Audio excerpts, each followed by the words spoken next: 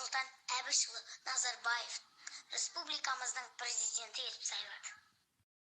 Нұрсұлтан Әбішұлы Назарбаев 6 шілде 1940 жылы Алматы облысы Қаскелең ауданындағы Шамалған ауылында туған.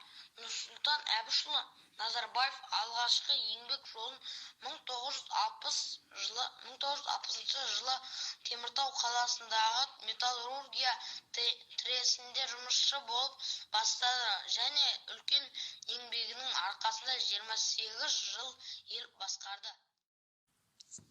Елбасы үлкен саясаткер болумен қатар жан-жақты дамыған тұлға, барлық қазақ азаматтары сияқты жылқыны жақсы көреді.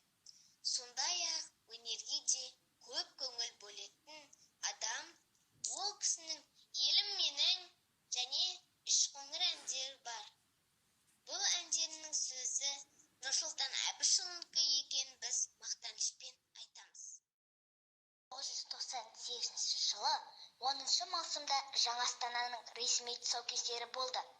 Қала Есіл өзенінің оң жағалауында Сарыарқаның солтүстік бөлігінде орналасқан.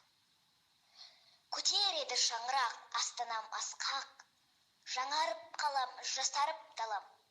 Басыңнан серпі бодандық жүгін, кетпейді ойдан отандық ұғым.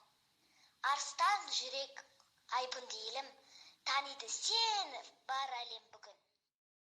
Ауыр күнді артымызға тастауы, қиын сәтте қиындықтан қашпауы. Тілім, дінім, ұлтым қайта көтерген, елбасымыз Нұрағаңның бастауы. Нұрсұлтан Назарбаев атамыз бастап берген жолды жалғастырушы, Қасым-Жомарт Кемелұлының жолы жарқын болып, еліміз дамып көркейе берсін.